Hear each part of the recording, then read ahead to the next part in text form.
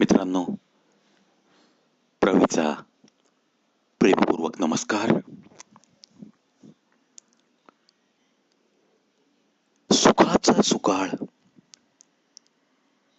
आणि सुखाचा दुष्काळ म्हणजेच दुःखच दुःख. या दोन गोष्टींमध्येच माणसाचं आयुष्य सामावलेलं असतं ना. जी रोज धडपड करतो माणूस जगण्यासाठी, काही आपल्यांना जगवण्यासाठी, ती कोणत्या हेतूने करतो? कुठेतरी सर्वांना जगता जगता एक सुखाची झालर त्यांच्या जीवनाला प्राप्त व्हावी, यासाठीच ना. मग माणसाचं मन सतत धावत असतं ते फक्त स्वतःचं आयुष्य चांगलं बनविण्यासाठी. मग या मनाचे दोन प्रकार, एक त्याचं बहिर्मन असतं आणि एक अंतर्मन, ज्या अंतर्मनात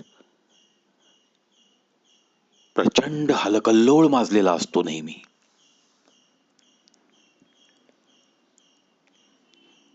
ह्या दोन्ही मनांना समजावत कधी त्यांचा योग्य तो कौल घेत प्रत्येक माणूस आपलं जीवन सुखी कसं होईल हेच तर पाहत असतो. मग कधी कधी जीवनात सरळ चालत असताना सुद्धा विनाकारण अडथळे निर्माण होतात. दोन्ही मन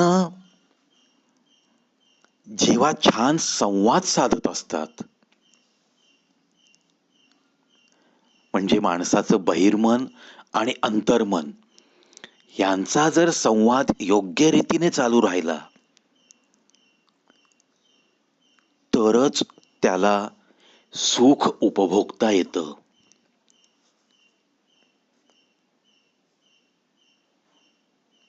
आणि समजा चांगलं काम करून ते मोजलं गेलं नाही, तुमच्यावर अन्याय होऊ लागला, ज्या टीकेला काही अर्थ नाही अशी अन्याय्य टीका तुमच्यावर होत राहिली, तर मग मनाचा तोल ढळू शकतो, हे अगदी साहजिक आहे. परंतु याच ठिकाणी, म्हणजे अशाच वेळी तुम्ही स्वतःची मनःशांती थोडीही बिघडू न देता आपल्या बहिर्मन व अंतर्मनातला संवाद कुठेही बिघडू न देता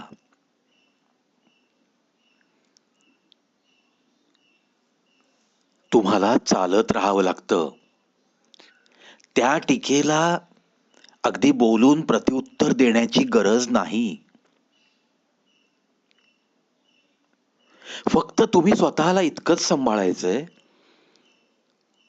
की तुमच्या अंतर्मनाचा आणि बहिर्मनाचा एक सुसंवाद जो आहे तो टिकवायचा आहे. तुमच्या या दोन्ही मनांमध्ये ज्या वेळेस वितंडवाद निर्माण होतो त्यावेळेस तुम्ही स्वतःची मनःशांती बिघडवून घेता आणि परिणाम स्वरूप तुमच्या हातून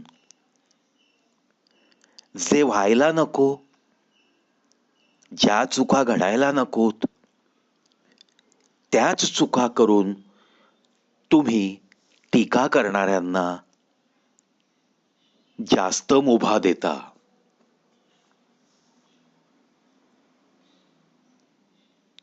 तत्व अगदी साधी आहेत, पण आपल्या स्वभावातल्या काही त्रुटींमुळं आपणच आपल्यावर संकट, टीका अशा गोष्टी ओढवून घेतो.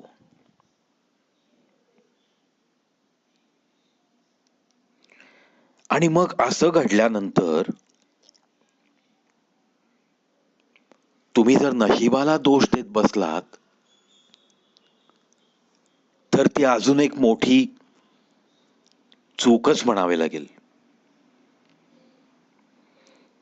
कारण कुठल्याही माणसाने जर आपलं भवितव्यच नशिबाच्या खुंटीला टांगलं तर नियती हे सगळं बघत असते. नियती त्याला टांग मारल्याशिवाय राहत नाही.